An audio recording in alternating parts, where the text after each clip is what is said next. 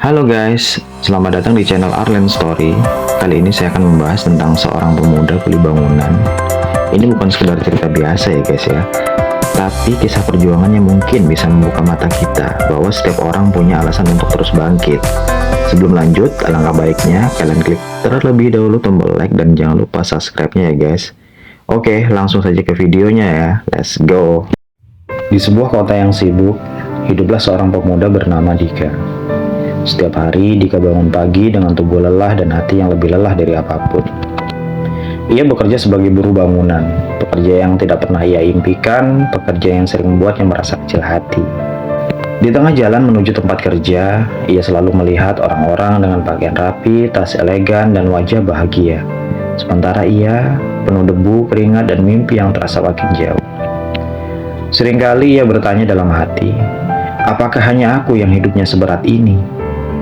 Suatu pagi ketika langkahnya terasa berat, ia duduk di bangku dekat lokasi proyek. Di sana, seorang laki-laki tua bernama Pak Arta, tukang paling tua, duduk sambil mengikat sepatunya yang usang. Pak Arta menatap Dika dan berkata pelan, "Kenapa wajahmu seperti orang yang sudah kehilangan dunia?" Dika menunduk, "Saya capek, Pak. Capek bekerja tanpa hasil.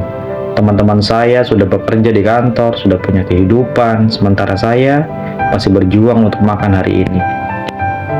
Pak Karta terdiam sebentar, lalu bertanya, "Dika, kamu tahu kenapa kaki kita ada di bawah bukan di atas?" Dika menggeleng, "Karena hidup ini harus dimulai dari bawah, nak, agar kita belajar menghargai setiap langkah kecil." Dika mengercap, dadanya terasa hangat, tetapi juga sakit. Pak Karta melanjutkan, suaranya bergetar. Entah karena usia atau kenangan yang menyakitkan. Dika tidak tahu, dulu saya punya mimpi jadi guru, tapi keadaan memaksa saya bekerja seperti ini.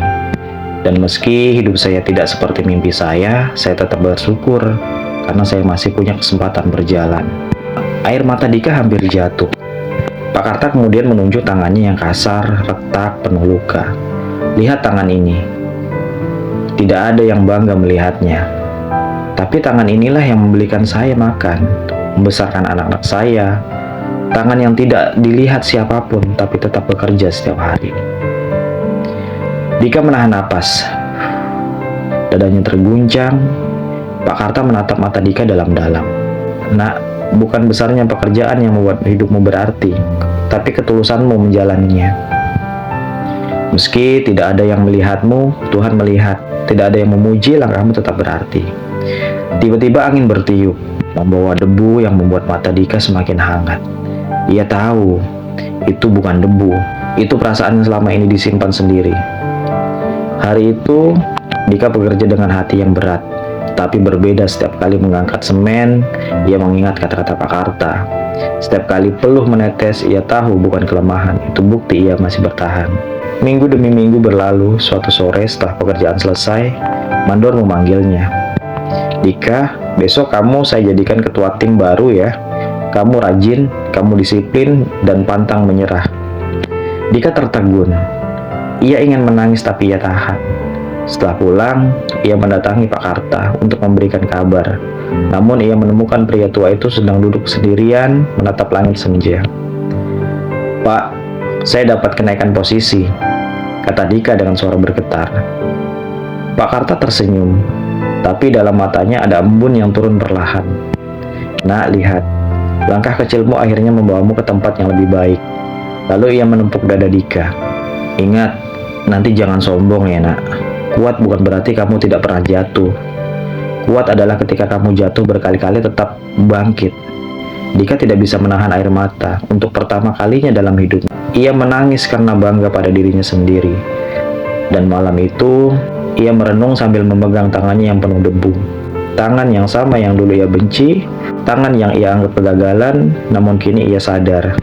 Tangan inilah yang menuntunnya keluar dari kesulitan. Langkah-langkah kecil yang tidak dilihat siapapun, inilah yang membentuknya sendiri.